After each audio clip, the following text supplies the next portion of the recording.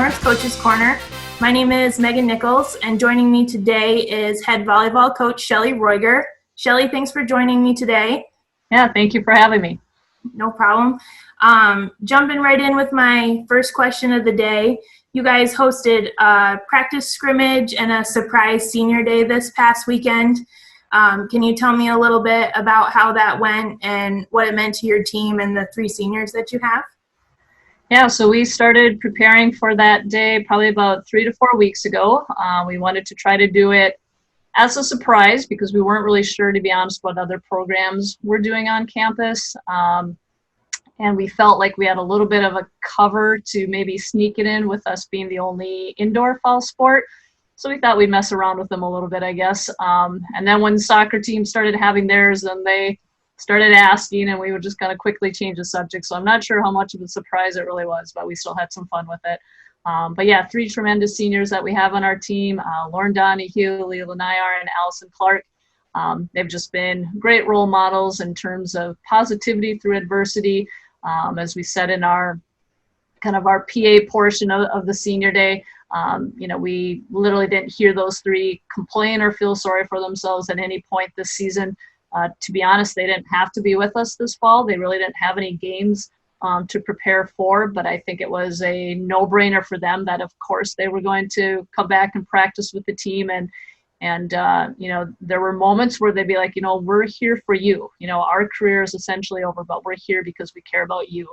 And so not much better role models that you can ask for your seniors, in terms of selflessness and just service to others. So so we've been doing inter-squad scrimmages for the last 3 to 4 weeks, one per week. And so we just kind of tried to use that as a cover up for that a little bit. So they knew they were having an inter-squad scrimmage. What they didn't know is that when they walked into the gym, we were going to kind of have a cardboard fan section all set for them with a lot of cooperation and input from the families of our players. Senior parents sent some videos in that we being the junior class put together. Courtney Benson specifically a film and a video for the seniors that we replayed. After our inter-squad scrimmage, we moved over to a classroom and did kind of what we would normally do, to be honest. We had a socially distant, safe, COVID-friendly meal with each other, and then we were able to Zoom with our parents during that time.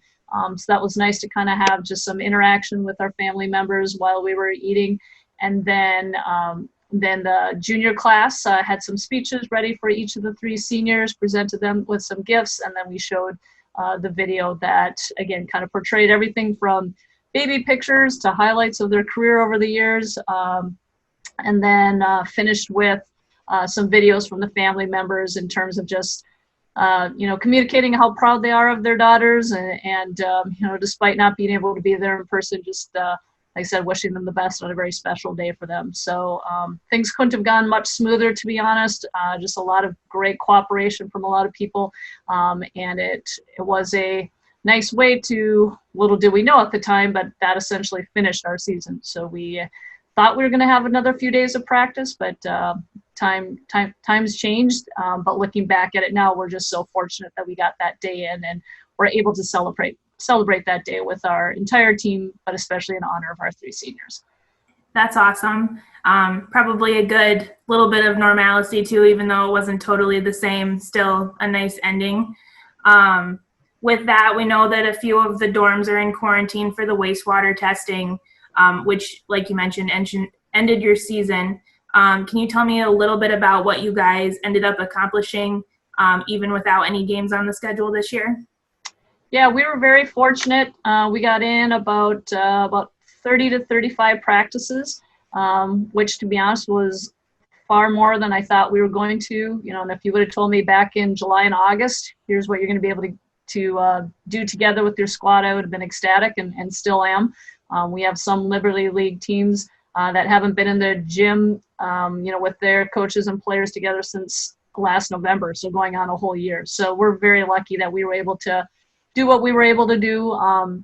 We certainly had to, dodge some different things that came up, anytime, just because of out of abundance of caution. If someone was running a slight fever or had a sore throat, they stayed away from the gym. We would get them tested. And so there's a lot of absences at practices, but I think we definitely went in with the attitude that every day is a gift, every day is a blessing, and this is one more day that we get to be with each other. So again, very fortunate from that sense, and getting, again, to do way more than, or much more than a lot of other programs were able to.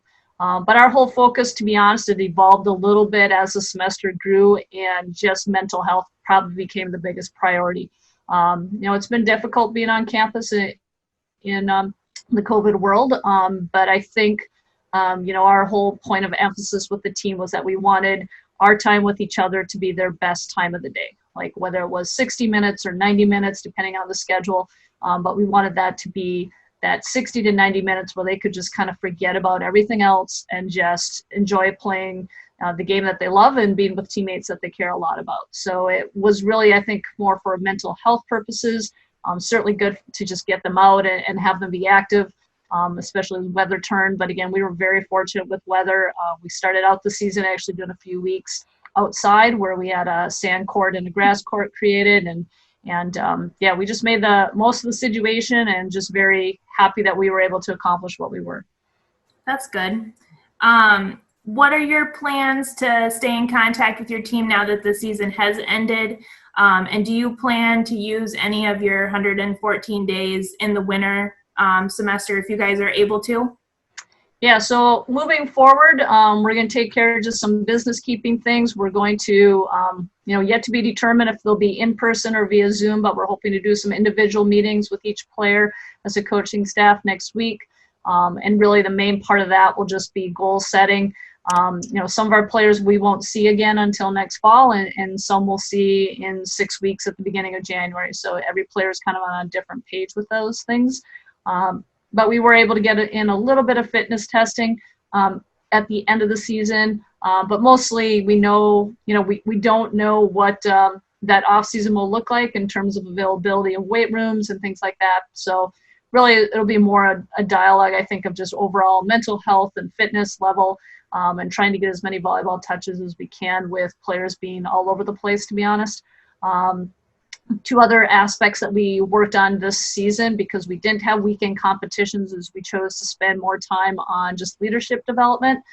So every other week we had class meetings. And so as a coaching staff, we've kind of put together a little bit of a manual for, here's first year session 1, first year session 2. And so every other week we would meet with each class to just discuss that development, knowing that depending on what year you're in, you're probably in different stages of just that topic.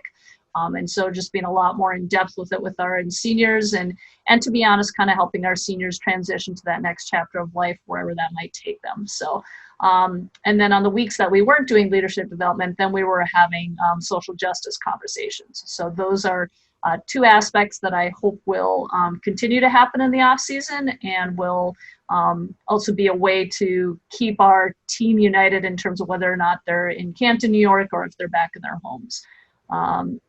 In terms of the upcoming semesters, our team is all over the place, and so we'll see what that looks like. But as of now, and this could change by the day, but as of right now, we have, I believe it's 6 players that will be on campus next semester, and then 2 or 3 on this that will be with us during the summer semester, depending on study abroad decisions. And so they have applications in right now, and they're just kind of waiting to hear whether or not they've been accepted.